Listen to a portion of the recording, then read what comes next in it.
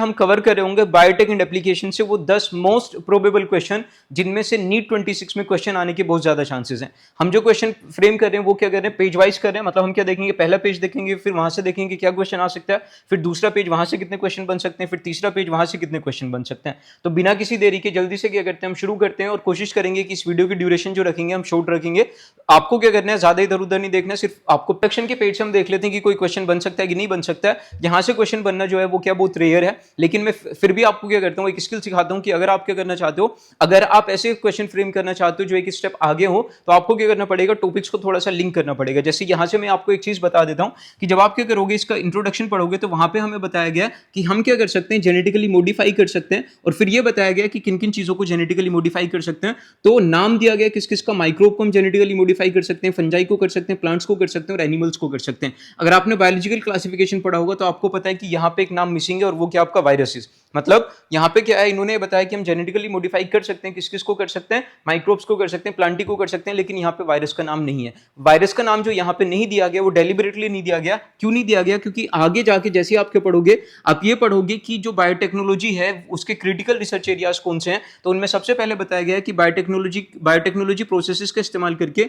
हमें क्या बनाने होते हैं, कैटलिस्ट बनाने होते हैं। अब ये कैटलिस्ट क्या होते हैं, दो फॉर्म में हो सकते हैं, या तो ऑर्गेनिज्म खुद ही क्या करेगा, खुद ही कैटलिस्ट की फॉर्म में क्या करेगा, काम करेगा, या फिर वो क्या बना सकता है, वो प्योर एंजाइम भी बना सकता है। अब यहां पे क्या है कि यहां पे वायरसेस का जो जिक्र है वो क्यों नहीं किया गया, क्योंकि वायरसेस को हम क्या कर सकते हैं, जेनेटिकली मॉडिफाई तो कर सकते हैं, लेकिन जो आपके वायरसेस होते हैं आप उनको एज अ कैटलिस्ट इस्तेमाल नहीं कर सकते, या फिर वो खुद से क्या कर सकते हैं, ऐसे एंजाइम नहीं बना सकते जो क्या करें, कैटलिस्ट की तरह काम करे। उसका रीजन क्या है, उसका सिंपल सा रीजन है कि वायरसेस जो होते हैं उनमें क्या होता है, मेटाबॉलिज्म नहीं होता। तो यहां से क्या है, बहुत शानदार क्या बन सकता है, आप आपका एक असर्शन रीजन क्वेश्चन बन सकता है। हालांकि ये रेयर है, एनटीए जो है खूबसूरत ब्यूटीफुल क्वेश्चंस नहीं बनाता है। लेकिन हम क्या करेंगे, इस क्वेश्चन को एक बार देख लेते हैं। क्वेश्चन आपसे क्या कह रहा है कि वायरसेस जो होते हैं वो क्या कर सकते हैं, जेनेटिकली मॉडिफाई हो सकते हैं और उनका हम क्या कर सकते हैं, बायोटेक में इस्तेमाल कर सकते हैं। तो अभी मैंने क्या बताया कि वायरसेस को हम क्या कर सकते हैं, जेनेटिकली मॉडिफाई तो कर सकते हैं, हम उनको बायोटेक्नोलॉजी में इस्तेमाल भी कर सकते हैं, लेकिन कैसे कर सकते हैं, हम उनको सिर्फ वेक्टर्स की तरह इस्तेमाल कर सकते हैं, हम उनको कैटलिस्ट की फॉर्म में या फिर एंजाइम की फॉर्म में इस्तेमाल नहीं कर सकते।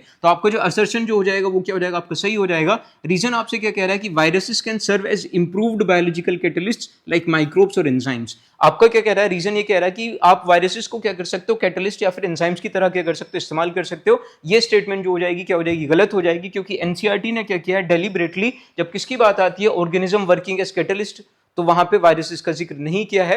ठीक है, तो यहां से हमें क्या पता चल रहा है कि जो वायरसेस जो हैं वो क्या है, वो सिर्फ जेनेटिकली मॉडिफाई हो सकते हैं, लेकिन वो कैटलिस्ट की तरह काम नहीं कर सकते। रीजन क्या है कि उनमें मेटाबॉलिज्म नहीं होता। तो यहाँ पे असर्शन क्या हो जाएगा, आपका सही हो जाएगा, लेकिन रीजन क्या हो जाएगा, फॉल्स हो जाएगा। 95% बच्चे इस क्वेश्चन को गलत करेंगे, क्योंकि वहां से परसेप्शन क्या बनेगा कि जब वायरसेस को आप जेनेटिकली मॉडिफाई कर सकते हो तो वो कैटलिस्ट की तरह भी काम कर सकते हैं, लेकिन ये आंसर क्या हो जाएगा, आपका गलत हो जाएगा। फिर अगर आप किसकी बात करते हो, सेकंड पेज की बात करते हो, तो सेकंड पेज में हमें क्या दिया हुआ है, कुछ ऐसे इंपॉर्टेंट टॉपिक्स दिए हुए हैं जहां से क्या है, जो आपका नीट जो होता है फ्रीक्वेंटली क्वेश्चन फ्रेम नहीं करता, लेकिन क्वेश्चन फ्रेम करता है।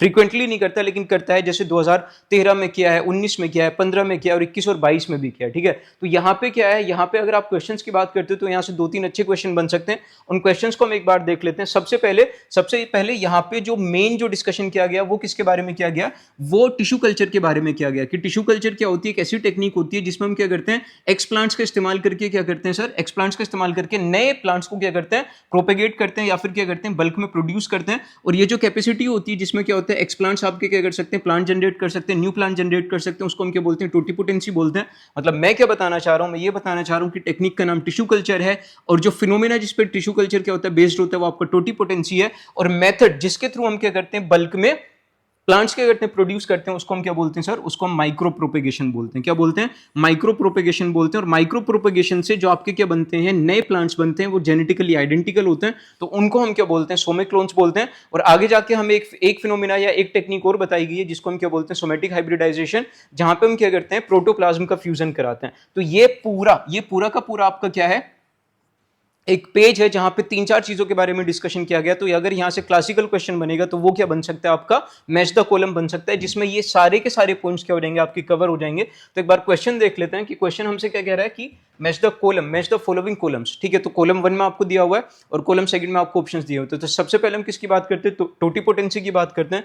तो सर टोटीपोटेंसी क्या होता है, टोटीपोटेंसी क्या होती है, वो कैपेसिटी होती है या वो पोटेंशियल होती है जिसके थ्रू आप क्या कर सकते हो, आप क्या कर सकते हो, नए प्लांट्स क्या कर सकते हो, जनरेट कर सकते हो फ्रॉम द एक्स प्लांट्स। ठीक है, क्या पुराने प्लांट से या फिर एक्स प्लांट से आप क्या कर सकते हो, नए नए प्लांट्स प्रोड्यूस कर सकते हो, उसको हम क्या बोलते हैं, टोटीपोटेंसी बोलते हैं। ठीक है, उसके बाद माइक्रो प्रोपेगेशन क्या होता है, माइक्रो प्रोपेगेशन वो मेथड है, माइक्रो प्रोपेगेशन वो मेथड है जो टिश्यू कल्चर में इस्तेमाल होता है। मैंने क्या बताया था, टिश्यू कल्चर टेक्निक है और माइक्रो प्रोपेगेशन क्या आपका मेथड है। तो टोटीपोटेंसी का क्या हो जाएगा, A का 4 हो जाएगा। माइक्रो प्रोपेगेशन क्या है, यहाँ पे क्या होता है, आपके लार्ज नंबर में हम क्या करते हैं, प्लांट्स प्रोड्यूस करते हैं। और अगर आप किसकी बात करते हो, सोमेक्लोन की बात करते हो, तो माइक्रो प्रोपेगेशन से जो आपके क्या बनते हैं, नए प्लांट्स बनते हैं, वो जेनेटिकली आइडेंटिकल होते हैं, उनको हम क्या बोलते हैं, सोमेक्लोन बोलते हैं। तो सोमेक्लोन का क्या हो जाएगा, सी का 5, सी का क्या हो जाएगा आपका 5 हो जाएगा। सोमेटिक हाइब्रिड, ठीक है, जब हम क्या करते हैं, दो डिफरेंट प्लांट्स के प्रोटोप्लाज्म को फ्यूज कराते हैं तो वहां से उसको हम क्या बोलते हैं, सोमेटिक हाइब्रिडाइजेशन बोलते हैं। तो सोमेटिक हाइब्रिड का क्या हो जाएगा, डी का सेकंड है ना, plant grown from hybrid protoplasm. और बायोफोर्टिफिकेशन जो है ये कहां से लिया गया था, पहले एक चैप्टर था स्ट्रेटेजीज फॉर फूड इंप्रूवमेंट्स, है ना, तो वहां से बायोफोर्टिफिकेशन, और ये आपको इकोसिस्टम में भी देखने को मिलेगा।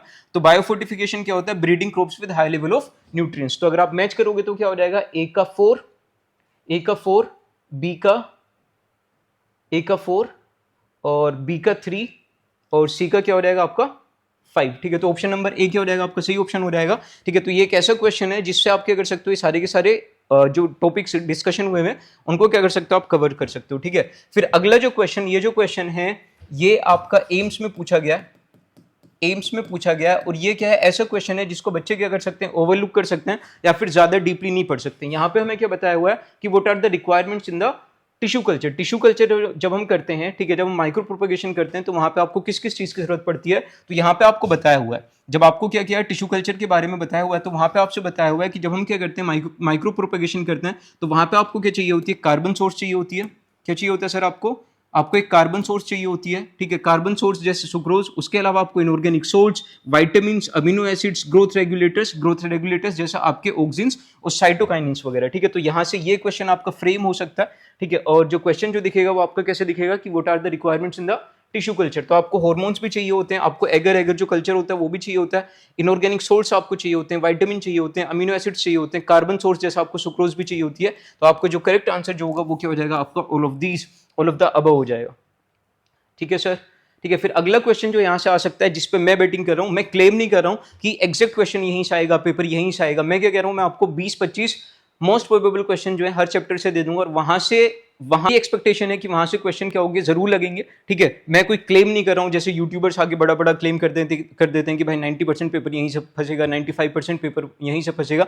मैं अपना माइंडसेट बता रहा हूं कि भाई अगर मैं एग्जामिनर होता तो मैं यहां से क्या करता, क्वेश्चन बनाता, मैं फ्रीक्वेंसी देखता कि ये क्वेश्चन मैंने 25 में बनाया, ये मैंने 24 में बनाया, तो मुझे 26 में कौन सा बनाना है। तो मैंने हल्का सा एनालिसिस किया है और उसी के बेसिस पे मैं क्या कर रहा हूँ, ये क्वेश्चन आपके सामने रख रहा हूँ। अगला जो क्या है आपका पैराग्राफ है, वहां पे आपको क्या बताया हुआ है, वहां पे आपको बताया हुआ है कि जो आपका क्या है माइक्रो प्रोपेगेशन है, उसकी एक एप्लीकेशन है, और उसकी एप्लीकेशन क्या है, मेरिस्टेम कल्चर। क्या है आपका मेरिस्टेम कल्चर का इस्तेमाल करके हम क्या बनाते हैं, वायरस फ्री प्लांट्स बनाते हैं। मतलब अगर क्या होगा, किसी प्लांट को वायरस इन्फेक्ट कर जाता है तो उसकी क्या होती है, कुछ टिश्यूज होती हैं जिनमें वायरस का इन्फेक्शन कभी नहीं होता है। तो अगर आपको क्या करना है, उस इन्फेक्टेड प्लांट से free plant, virus free plants के करने, आपको रिकवर करने, तो आप क्या कर सकते हो, मेरिस्टेम कल्चर का इस्तेमाल कर सकते हो। तो मेरिस्टेम कल्चर से यहां से क्वेश्चन आपको पूछा भी गया है। ठीक है, ये ऐसा क्वेश्चन है जो क्या कर सकता है, 3-4 पॉइंट आपके क्या कर रहा है, कवर कर रहा है। जैसे कि अगर आपको क्या करना है, अगर आपको वायरस फ्री हेल्दी प्लांट्स चाहिए, क्या चाहिए सर, आपको वायरस फ्री हेल्दी प्लांट्स चाहिए, तो उसमें टेक्निक कौन सी इस्तेमाल होती है, कि उनमें टिश्यू कल्चर की टेक्निक इस्तेमाल होती है। ठीक है, और जो आपका क्या होता है, जो आपकी मेरिस्टम्स लेते हो, तो आप कौन कौन सी मेरिस्टम लेते हो, तो यहाँ पे अगर आप देखोगे तो आपको कौन कौन सी मेरिस्टम दी हुई है, कि आप कौन सी मेरिस्टम लेते हो, आप एपिकल मेरिस्टम भी लेते हो, और उसके अलावा क्या लेते हो, आप एक्सिलरी मेरिस्टम भी लेते हो। ठीक है, तो यहाँ पे सही ऑप्शन जो हो जाएगा वो क्या हो जाएगा, आपका ऑप्शन नंबर सी हो जाएगा। To obtain a virus free healthy plants from a diseased one by tissue culture technique which parts of the disease plant will be taken. तो अगर आपको क्या करना है, वायरस फ्री प्लांट्स बनाने, तो आप किस टेक्निक का इस्तेमाल करते हो, टिश्यू कल्चर का इस्तेमाल करते हो, किस मेथड का इस्तेमाल करते हो, माइक्रो प्रोपेगेशन का इस्तेमाल करते हो, ठीक है। और वहां पे जो आप मेरिस्टम लेते हो वो कौन कौन सी लेते हो, आप एपिकल मेरिस्टम भी लेते हो और एक्सिलरी मेरिस्टम भी लेते हो। अगर मैं एग्जामिनर होता तो मैं 2026 में यहाँ से क्वेश्चन बनाता। अगर मैं एग्जामिनर होता तो मैं 2026 में ये क्वेश्चन बनाता। अब देखते हैं कि 2026 में जो आपका एनटीए है वो इन 3-4 पैराग्राफ से क्या क्वेश्चन पूछता है, या पूछता भी या नहीं पूछता है, ठीक है। यहां से बहुत कम चांसेस है कि कोई क्वेश्चन आएगा। मेरे लिए I am betting on this paragraph for 26। ये वाले पैराग्राफ पे मैं बेट कर रहा हूं और ये वाले क्वेश्चन पे मैं बेट कर रहा हूं, क्योंकि ये ऐसा क्वेश्चन है या एक ऐसा पॉइंट है जिसको क्या कर सकते हैं बच्चे, ओवरलुक कर सकते हैं। इसी कैटेगरी में आएगा लेकिन बच्चे सिली मिस्टेक कर जाएंगे, ठीक है। तो अभी तक हमने क्या किया, 3-4 पैराग्राफ जो आपके कवर कर लिए। फिर अगला पैराग्राफ आता है, अगला पैराग्राफ एक बार हम देख लेते हैं, जिसमें ऊपर क्या क्या है, सोमेटिक हाइब्रिडाइजेशन पे बात की गई। तो यहां से कोई क्वेश्चन नहीं आएगा, ठीक है। अगर आ सकता है तो क्या आ सकता है, पोमेटो पे आ सकता है कि भाई पोमेटो जो है वो किस टेक्निक का इस्तेमाल करके बनी थी, तो वो क्या बनी थी, सोमेटिक हाइब्रिडाइजेशन का इस्तेमाल करके बनी थी। या इस पैराग्राफ से जो क्वेश्चन जिस पे मैं बैठ कर रहा हूँ, जो मुझे लग रहा है कि क्वेश्चन आ सकता है, वो क्या आपका, वो आपका गोल्डन राइस पे। किस पे सर, आपका गोल्डन राइस पे, ठीक है। किस पे, गोल्डन राइस पे। गोल्डन राइस पे जो है नीट ने क्या है क्वेश्चन पूछे हैं, जैसे 2013 में क्वेश्चन पूछा गया, उसके अलावा 2015 में क्वेश्चन पूछा गया, 2019 में भी क्या है गोल्डन राइस पे क्वेश्चन पूछा गया। और यहां से जो क्वेश्चन आता है वो क्या करता है, स्ट्रेट फॉरवर्ड क्वेश्चन आता है कि कभी ये पूछ लेता है कि गोल्डन राइस जो होता है उसमें कौन सा विटामिन पाया जाता है, कि विटामिन ए पाया जाता है। या फिर कभी इसको क्या कर देता है, रिवर्स कर देता है कि विटामिन ए जो होता है वो किस में पाया जाता है, गोल्डन राइस में पाया जाता है। और कभी कभी इसको लिंक करता है किससे, नाइट ब्लाइंडनेस से, कि अगर आपको नाइट ब्लाइंडनेस क्या करनी है, क्योर करनी है, तो कौन से राइस आपको खाने पड़ेंगे, तो गोल्डन राइस खाने पड़ेंगे। लेकिन मैं क्या कर रहा हूं, इस क्वेश्चन को एक स्टेप आगे लेके जा रहा हूं, हल्का सा ट्विस्ट कर रहा हूं। और ट्विस्ट क्या कर रहा हूं कि अगर यही क्वेश्चन का आ जाता है, इस तरीके से आ जाता है, जिसमें क्या होता है कि आपको ये बता दिया गया कि गोल्डन राइस में विटामिन ए होता है। देखो अगर आप क्वेश्चन देखोगे तो क्वेश्चन में तीनों पॉइंट्स कवर हो गए ना, कि क्या जो क्वेश्चन है वो किस चीज की बात कर रहा है, कि हमारे पास क्या गोल्डन राइस है, कि गोल्डन राइस जो होता है उसमें क्या देखने को मिलता है, कि सर उसमें विटामिन ए देखने को मिलता है। ये क्या करता है, ये नाइट ब्लाइंडनेस को क्या करता है, कवर करता है। लेकिन मैंने इसको क्या कर दिया, एक स्टेप एडवांस कर दिया। और ये क्वेश्चन जो है ये आपका जिपमर में एक बार पूछा हुआ है, जिपमर में इस पैटर्न पे एक बार क्वेश्चन पूछा हुआ है, ठीक है। तो यहां पे क्वेश्चन क्या पूछा गया, क्वेश्चन पूछा गया कि vitamin A enriched golden rice जो होता है, जो नाइट ब्लाइंडनेस को रोकने में मदद करता है, ये किस टेक्निक का इस्तेमाल करके प्रोड्यूस किया गया था या डेवलप किया गया था। मतलब आपको सारी इंफॉर्मेशन दे दी और आपसे क्या हुआ, एक एडिशनल इंफॉर्मेशन पूछ ली जिसको बच्चे क्या कर सकते हैं, ओवरलुक कर सकते हैं। तो अगर आप देखोगे विटामिन ए गोल्डन राइस जो होता है वो क्या होता है आपका, जेनेटिकली मॉडिफाइड प्लांट होता है। मतलब it falls under the category of genetically modified organisms. और आगे जाके जब हम क्या पढ़ेंगे, बायोटेक का लास्ट पढ़ेंगे, तो वहां पे हम देखेंगे कि जीएमओ के लिए क्या होता है, एक और वर्ड इस्तेमाल होता है जिसको हम क्या बोलते हैं, ट्रांसजेनिक ऑर्गेनिजम्स, ट्रांसजेनिक एनिमल्स या फिर प्लांट्स। तो यहाँ पे जो टेक्निक इस्तेमाल हुई है, किसको प्रोड्यूस करने के लिए, किसको डेवलप करने के लिए, गोल्डन राइस को डेवलप करने के लिए, वो क्या है आपकी ट्रांसजेनिक टेक्नोलॉजी है, ठीक है। तो इसका जो सही आंसर जो होगा वो क्या हो जाएगा, आपका ट्रांसजेनिक टेक्नोलॉजी हो जाएगा। और अगर मैं क्या करूं, दो मतलब जो पिछला वाला पेज जो था और ये वाला पेज जो था, अगर मैं कहूं कि ज्यादा प्रोबेबल चांसेस कहां से हैं क्वेश्चन आने के, तो I will be batting on golden rice, क्योंकि गोल्डन राइस पे 2021 के बाद शायद क्वेश्चन नहीं पूछा गया। तो यहां से अगर एग्जामिनर होगा तो यहां से क्या कर सकता है, आपका क्वेश्चन पूछ सकता है आराम से। और क्वेश्चन वो अलग अलग तरीके से पूछ सकता है। वही पूछ सकता है कि गोल्डन राइस में विटामिन ए, कौन सा विटामिन पाया जाता है, या फिर वो ये पूछ सकता है कि विटामिन ए कौन से राइस में पाया जाता है, या फिर वो ये पूछ सकता है कि नाइट ब्लाइंडनेस को क्योर करने के लिए हम कौन सा राइस का इस्तेमाल कर सकते हैं। या फिर अगर वो एक स्टेप एडवांस क्वेश्चन फ्रेम करता है तो वो इस तरीके से क्वेश्चन फ्रेम कर सकता है। और इस क्वेश्चन को ज्यादातर बच्चे आपके गलत करके आएंगे, ठीक है। फिर अगले पैराग्राफ पे अगर हम आते हैं, तो अगला जो पैराग्राफ है सर, यहां से हर साल जो है वो क्या आते हैं, आपके भर भर के क्वेश्चन आते हैं। इसी के नीचे क्या था आपका, बैसिलस थ्यूरिंजिएंसिस के बारे में बात की गई है, ठीक है। इससे ऊपर क्या है, बैसिलस थ्यूरिंजिएंसिस के बारे में बात की गई है। यहां से अगर आप देखो तो ये वाला जो पैराग्राफ है, इस पैराग्राफ में बहुत सारे पॉइंट्स हैं जहां से आपका क्वेश्चन फ्रेम हो सकता है। सबसे पहले जो एग्जामिनर पूछता है वो ये पूछता है कि जो आपके बैसिलस थ्यूरिंजिएंसिस जो होता है वो किसके अगेंस्ट काम करता है, ठीक है। तो वो किसके अगेंस्ट काम करता है, इंसेक्ट पेस्ट के अगेंस्ट काम करता है। फिर वो ये पूछता है कि इसमें जो प्रोटीन देखने को मिलता है या फिर इसमें कौन सा टॉक्सिक सब्सटेंस देखने को मिलता है। तो असल में जो आपका बीटी जो होता है वो क्या बनाता है, बीटी बैसिलस थ्यूरिंजिएंसिस जो प्रोड्यूस करता है, क्या करता है, टॉक्सिन प्रोटीन आपके प्रोड्यूस करता है, जो क्या करते हैं, इनएक्टिव टॉक्सिन्स की फॉर्म में आपके प्रेजेंट होते हैं। और सबसे फ्रीक्वेंट क्वेश्चन जो यहां से पूछा जाता है वो ये पूछा जाता है कि ये जो इनएक्टिव प्रोटॉक्सिन होता है, क्या होता है सर, ये जो इनएक्टिव प्रोटॉक्सिन होता है ये कौन से मीडियम में जाके क्या होता है, आपका एक्टिवेट हो जाता है, ये कौन से मीडियम में जाके आपका एक्टिवेट हो जाता है। तो यहाँ पे हमें क्या बताया हुआ है कि ये क्या करता है, ये alkaline pH of the gut में जाके क्या हो जाता है, आपका एक्टिवेट हो जाता है। ये क्वेश्चन जो है सबसे फ्रीक्वेंट पूछा जाता है यहाँ से। ये आपका लगभग 2024 में भी पूछा गया, 2019 में भी पूछा गया और 2021 में भी पूछा गया। लेकिन मैं इस पे बेट नहीं कर रहा हूँ। क्यों नहीं कर रहा हूँ? क्योंकि 2025 में अगर आप देखेंगे, 2025 में तो नहीं पूछा गया, 2024 में ये क्वेश्चन पूछा गया और ज्यादा फ्रीक्वेंट है। ठीक है, तो ये क्वेश्चन पूछा जा सकता है, लेकिन चांसेस क्या है आपके, बहुत कम है।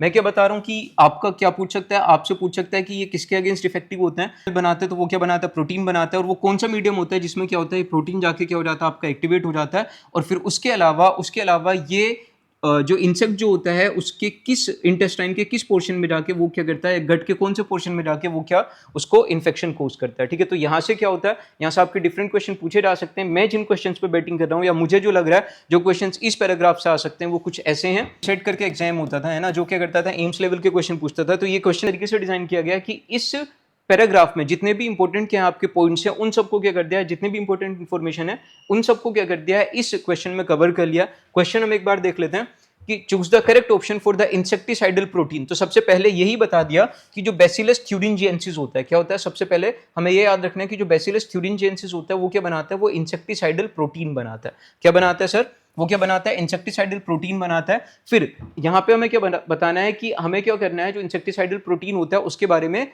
करेक्ट ऑप्शन बताना है कि ये जो होता है ये कहाँ पे एक्ट करता है, न्यूट्रल मीडियम में एक्ट करता है या फिर न्यूट्रल मीडियम में एक्ट करता है और क्या करता है, epithelial cell of the hind gut या हिंड गट से क्या करता है, आपका बाइंड करता है। एसिडिक मीडियम में क्या करता है, आपका बाइंड करता है। एसिडिक मीडियम में ये क्या करता है, एक्टिवेट होता है, फिर बाइंड कर जाता है किससे, फोरगट की एपिथेलियल से। एल्केलाइन मीडियम में क्या करता है, ये आपका एक्टिवेट होता है और ये फिर बाइंड कर जाता है किसकी, epithelial cell of the foregut में। एल्केलाइन मीडियम में क्या होता है, आपका एक्टिवेट होता है और फिर क्या, फिर ये आपका बाइंड कर जाता है कहां पे, epithelial cell of the midgut में। तो जैसे मैं बता रहा हूं कि ये कहां पे एक्टिवेट होता है, ये आपका alkaline pH of the gut में क्या होता है, आपका एक्टिवेट होता है। ठीक है, फिर उसके बाद ये कहां पे आपका अटैच हो जाता है या कहां पे ये इन्फेक्शन कोज करता है, कहां पे बाइंड कर जाता है, ये मिडगट एपिथेलियल सेल में क्या कर जाता है, आपका बाइंड कर जाता है। ठीक है, और ये क्या होता है, ये इंसेक्ट पेस्ट के अगेंस्ट क्या करता है, काम करता है। इसको प्रोड्यूस कौन करता है, इसको बैसिलस थ्यूरिंजिएंसिस क्या करता है, आपको प्रोड्यूस करता है। ठीक है, तो आपका सही ऑप्शन क्या हो जाएगा, आपका सही ऑप्शन हो जाएगा alkaline medium and binds to the epithelial cell of the midgut. ठीक है, तो अगर क्या होगा, अगर एनटीए क्या करेगा, इस पैराग्राफ से, इस पैराग्राफ की सारी इंपॉर्टेंट इंफॉर्मेशन को इस्तेमाल करके वो क्वेश्चन बनाएगा तो इस तरीके का क्वेश्चन आ सकता है। लेकिन मुझे नहीं लगता कि वो क्या करेगा, मीडियम वाले पॉइंट पे क्या करेगा, क्वेश्चन फ्रेम करेगा। मेरे लिए इस पॉइंट से इंटरेस्टिंग पॉइंट ये वाला है, कहां पे, जहां पे हमें क्या दिए हुए एग्जांपल्स दिए हुए हैं कि आपका जो बैसिलस थ्यूरिंजिएंसिस प्रोटीन प्रोड्यूस करता है, ये प्रोटीन कौन कौन से इंसेक्ट्स के अगेंस्ट क्या होता है, आपका इफेक्टिव होता है। ये ऐसा पॉइंट है जिसको बच्चे ओवरलुक करते हैं और अगर याद भी कर लेते तो उसको भूल सकते हैं। और ये ऐसा है जिसपे लगभग पिछले 5 साल में कोई क्वेश्चन नहीं पूछा गया। तो अगर मैं एग्जाम होता तो मैं यहां से क्वेश्चन बनाता। अब एनटीए बनाएगा या नहीं बनाएगा वो हम देख लेंगे पेपर में। लेकिन अगर यहां से क्वेश्चन बनता तो वो कुछ इस तरीके का दिखता कि the insecticidal protein produced by Bacillus thuringiensis is not effective against which of the following pairs of insects। तो अगर आप इस पैराग्राफ की बात करते हो तो इस पैराग्राफ में ये बता दिया गया है कि किस किस के अगेंस्ट इफेक्टिव होता है, कि किस किस के अगेंस्ट क्या होता है सर, आपका इफेक्टिव होता है। तो कौन कौन आता है इसमें, आपका लेपिडेप्टेरोन्स आते हैं। ठीक है, उसके अलावा क्या आते हैं, आपके डायप्टेरेंस आते हैं। ठीक है, और कोलियोप्टेरेंस आते हैं। ठीक है, उसमें एग्जांपल में आपको क्या क्या बताया हुआ है, टोबैको, बडवोम, आर्मी वोम, बीटल्स, फ्लाइज और मॉस्किटोज। अब मैं इसका एक वियर्ड से निमोनिक आपको बता देता हूं, अगर अच्छा लगे तो याद कर लेना वरना ऐसे ही रट लेना। ठीक है, मैं इसको याद करता कि मॉस्किटो की आर्मी, क्या मॉस्किटो की आर्मी टोबैको बोतल लेकर उड़ गई।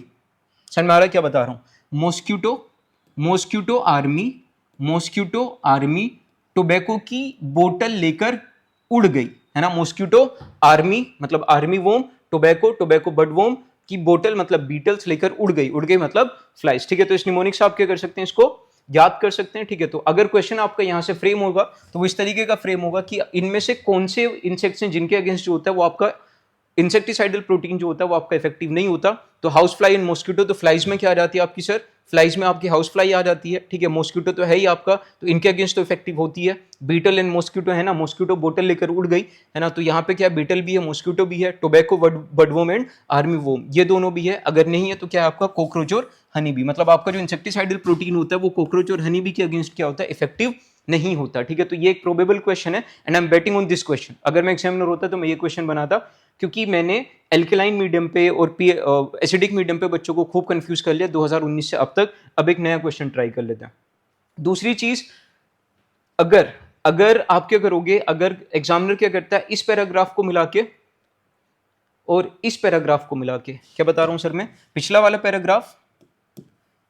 पैराग्राफ और आपका ये वाले पैराग्राफ से सिर्फ एक ही क्वेश्चन बनाता है। मतलब इस पैराग्राफ से या उस पैराग्राफ से उसके पास ऑप्शन है या तो इससे बना लो या उससे बना लो। तो भाई मैं जो होता, मैं यहां से क्वेश्चन बनाता। मैं यहां से क्यों क्वेश्चन बनाता, क्योंकि ये क्वेश्चन ऐसा है जो क्या कर सकते हैं बच्चे, डेटा है, ठीक है, और डेटा भी इंपॉर्टेंट डेटा है, बच्चे इसको ओवरलुक तो नहीं करेंगे लेकिन इसको भूल सकते हैं और यहाँ से एक अच्छा क्वेश्चन बन सकता है, ठीक है। यहाँ से ये हमें यहाँ से ये पता चल रहा है कि आपका क्या होता है, जो बीटी कोटन होता है उसमें कौन सा जीन जो होता है, बीटी का कौन सा जीन, बैसिलस थ्यूरिनजेंसिस का कौन सा जीन जो होता है वो आपके प्रोटीन बनाता है, ठीक है। और फिर यहाँ पे ये बताया हुआ है कि अलग अलग जीन जो होते हैं वो अलग अलग इंसेक्ट्स को क्या करते हैं, रोकते हैं। जैसे यहाँ पे आपको क्या बताया हुआ है कि जो जीन का जो नाम है वो क्या आपका क्राई जीन है, क्या सर आपका क्राई जीन है। अब ये क्या होते हैं, तीन तरीके के होते हैं, क्राई 1AC है, क्राई सेकंड AB है और एक क्या आपका क्राई 1AB है। इनमें से जो क्राई 1AC और क्राई सेकंड AB जो है वो क्या करते हैं, कोटन बोलवॉर्म्स के अगेंस्ट क्या करते हैं, आपका प्रोटेक्शन प्रोवाइड कराते हैं। जबकि क्राई 1AB जो है वो क्या करता है, कोन बियरर को क्या करता है, आपका कोन बियरर से क्या करता है, कोटन को प्रोटेक्ट करता है। तो यहां से अगर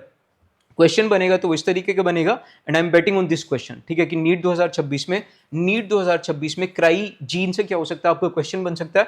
क्वेश्चन आप देख लें, क्वेश्चन में पूरी डिटेल आपको दी हुई है कि बीटी कोटन जो होता है वो किस चीज से डेवलप होता है। BT cotton is developed by introducing specific genes from bacillus thuringiensis. तो सबसे पहले तो हमें यही बताना है कि ये जीन कौन सा है, कि सर ये जीन जो होता है वो कौन सा होता है, आपका क्राई जीन होता है, ठीक है। तो which of the following statement correctly matches the cry genes, ठीक है। फिर आपको ये भी बता दिया कि बीटी कोटन जब हम बनाते हैं तो उसमें जो हम जीन इंट्रोड्यूस करते हैं वो कौन सा करते हैं, क्राई जीन करते हैं। अब हमें ये बताना है कि कौन सा जीन जो है वो किस इंसेक्ट के अगेंस्ट क्या करता है, आपको प्रोटेक्शन प्रोवाइड कराता है। तो cry 1AC, cry second AB जो होते हैं वो कोन बोरर, क्राई 1AB बोलवॉर्म्स। देखो यहाँ पे मैंने जो इसको याद किया हुआ है वो कैसे याद किया हुआ है कि अगर आप देखोगे तो यहाँ पे क्या आ रहा है, क्राई सेकंड AB में क्या आ रहा है, क्या आ रहा है, आपके 2 I आ रहे हैं ना, और यहाँ पे क्या आ रहे हैं, आपके 2 L आ रहे हैं, लेकिन ये देखने में क्या है, एक जैसे हैं, ठीक है। तो मैं क्या करता हूँ, यहाँ पे 2 आ रहे हैं, मतलब यहाँ पे 2 I आ रहे हैं तो यहाँ पे भी 2 I आ रहे हैं। लिटरली ये I नहीं है, लेकिन क्या होता है, आपको हल्का सा लिंक चाहिए होता है, वहां पे चीज आपको याद आ जाती है। तो मैं क्या करता हूँ, जहां पे भी मुझे क्या दिखता है, जहां पे भी मुझे क्या करता है, सेकंड या 2 क्या डंडे दिखते हैं, वहीं पे मैं क्या कर लेता हूँ, आगे भी 2 डंडे बना लेता हूँ।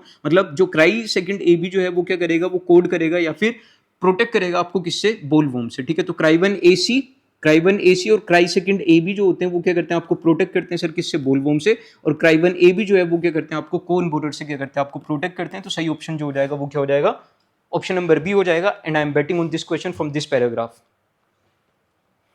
एनटीए पता नहीं क्या करेगा, ठीक है। तो ये पैराग्राफ जो इंपॉर्टेंट है, और अगर इमेज बेस्ड क्वेश्चन पूछेगा तो ये आपको इमेज दे देगा और आपसे पूछ लेगा कि ये जो इसमें जो आपको प्लांट दिखाया है, कॉटन प्लांट जो दिखाया है, कौन से इंसेक्ट से आपका क्या है, इन्फेक्टेड है। तो आपको ये याद रखना है कि इसको जो डिस्ट्रॉय किया है वो किसने किया है, कॉटन बोलवॉर्म्स ने किया है। किसने किया है सर, कॉटन बोलवॉर्म्स ने क्या किया, इसको इन्फेक्ट किया। लेकिन ज्यादा चांसेस जो है, 90% चांसेस जो है वो ये है कि यहां से क्वेश्चन पूछा जाएगा, और अगर डायग्राम बेस्ड पूछेगा तो वो आपका यहां से भी पूछ सकता है। आगे चलते हैं। तेज में इसलिए पढ़ा रहा हूं क्योंकि हमें क्या रखनी है, थोड़ी सी ड्यूरेशन क्या रखनी है, छोटी रखनी है, ठीक है। फिर यहां से आरएनए इंटरफेरेंस, यहां पे 3-4 टॉपिक्स के बारे में बात की गई है। आरएनए इंटरफेरेंस के बारे में बात की गई है, ठीक है। और किसके बारे में बात की गई है, आपकी मिलाइडोगाइनी इनकोग्निशा के बारे में बात की गई है, ठीक है। और फिर क्या होता है, ये किसकी रूट्स को क्या करता है, इफेक्ट करता है, और अगर आपको उसको क्योर करना है तो आप कौन सी टेक्नोलॉजी या फिर कौन सी टेक्निक का क्या करोगे, इस्तेमाल करोगे, वो सारी चीजें दी हुई हैं। यहाँ से क्वेश्चन जो है फ्रीक्वेंटली पूछा जाता है। यहाँ पे 2025 में क्वेश्चन पूछा गया है, यहाँ पे 2024 में क्वेश्चन पूछा गया है, 2021 में क्वेश्चन पूछा गया, उससे पहले 15 और 17 में भी क्वेश्चन पूछा गया।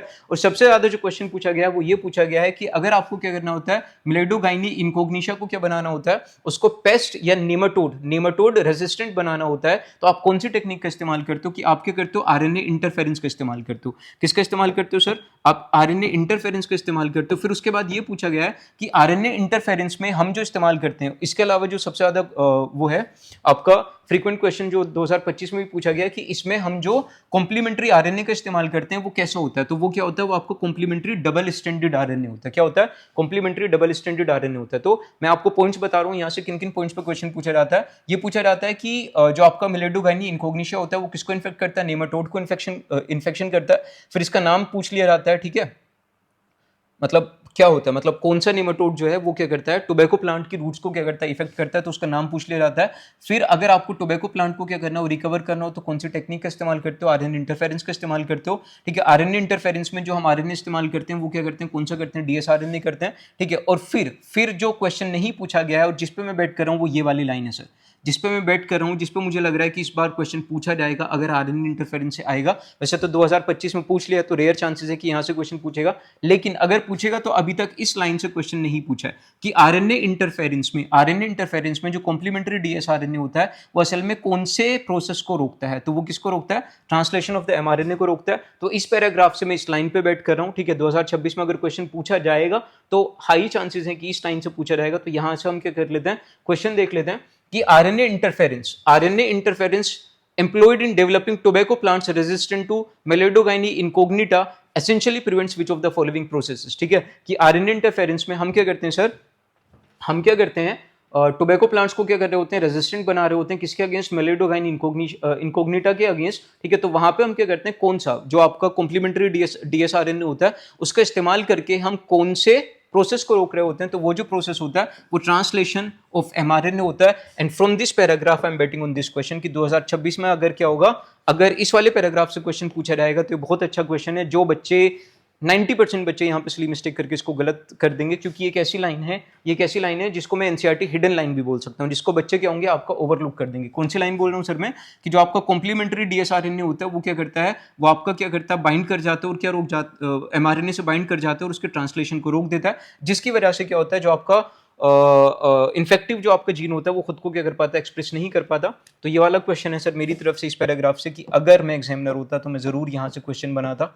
ठीक है, अच्छा क्वेश्चन होता है, डिफिकल्टी लेवल मॉडरेट में आता क्योंकि एनसीईआरटी का है। ठीक है, फिर अगर यहाँ से जनरलाइज्ड क्वेश्चन बनाना है जो अभी तक पूछते हुआ आया है एनटीए, तो यहाँ पे क्या होता है, यहाँ पे स्टेटमेंट क्वेश्चन आराम से बन सकता है। और ये पैटर्न हमने देखा भी है कि जहाँ पे क्या होता है, एक पैराग्राफ में बहुत सारी इंफॉर्मेशन दी जाती है तो एनटीए वहाँ से क्या कर देता है, वहाँ से आपका स्टेटमेंट क्वेश्चन बना लेता है। तो यहाँ से स्टेटमेंट क्वेश्चन आपकी ये बन सकती हैं, और उनमें भी क्या है, कुछ इंपॉर्टेंट आपकी स्टेटमेंट्स हैं। जैसे सबसे पहले हमसे क्या कह रहा है कि आरएनए इंटरफेरेंस जो होता है वो क्या करता है, सेल्यूलर डिफेंस की तरह काम करता है सभी यूकैरियोट्स में, और किस प्रोसेस के थ्रू, कि वो क्या कर देता है, एमआरएनए को क्या कर देता है, साइलेंस कर देता है। तो ये स्टेटमेंट क्या आपकी सही है, हमें बताया हुआ है कि आपका क्या होता है, जो आरएनए इंटरफेरेंस होता है वो सभी यूकैरियोट्स में होता है, और क्या मतलब एक तरीके से क्या होता है, सेल्यूलर डिफेंस का मेथड होता है। ठीक है, क्या होता है, सेल्यूलर डिफेंस का मेथड होता है।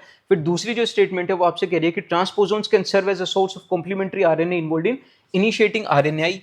ट्रांसपोजोन पे जो क्वेश्चन पूछा गया है वो 2015 में पूछा गया है। तो अगर ट्रांसपोजोन्स पे मतलब अगर सिर्फ ट्रांसपोजोन पे बनाना होगा तो ट्रांसपोजोन पे एक अलग क्वेश्चन भी बना सकता है, वरना इसको स्टेटमेंट में आराम से ले सकता है। ट्रांसपोजोन्स जो होते हैं वो क्या करते हैं, सर्व करते हैं किसकी तरह, कॉम्प्लीमेंट्री आरएनए की तरह। मतलब आपको क्या करना है, साइलेंसिंग करनी है एमआरएनए की, तो उसके लिए आपको क्या चाहिए, कॉम्प्लीमेंट्री आरएनए चाहिए। तो वो कॉम्प्लीमेंट्री आरएनए कहां से आ सकता है, आपका ट्रांसपोजोन से आ सकता है। ठीक है, फिर एग्रोबैक्टीरियम जो है, एग्रोबैक्टीरियम पे बहुत कम क्वेश्चन एनटीए ने या फिर नीट ने पूछे हैं। ठीक है, लेकिन अगर क्या होगा, अगर इसको सेपरेटली भी ये पूछ सकता है, लेकिन अगर स्टेटमेंट में ही पूछना है तो स्टेटमेंट क्या बन सकती है आपकी, स्टेटमेंट आपकी बन सकती है, agrobacterium vectors are used to introduce DNA that produces both sense and antisense RNA host cell. या फिर इसको एक सिंगल लाइन में पूछ सकता है कि आरएनए इंटरफेरेंस में टोबैको प्लांट को रेजिस्टेंट बनाने के लिए हम कौन से वेक्टर का इस्तेमाल करते हैं, तो हम एग्रोबैक्टीरियम वेक्टर्स का इस्तेमाल करते हैं। किसका इस्तेमाल करते हैं, एग्रोबैक्टीरियम का वेक्टर्स का इस्तेमाल कर सकते हैं। लेकिन बहुत रेयर चांसेस हैं कि सिर्फ एग्रोबैक्टीरियम वेक्टर पे वो 4 नंबर आपके वेस्ट करेगा या फिर 4 नंबर आपको दे देगा, है ना।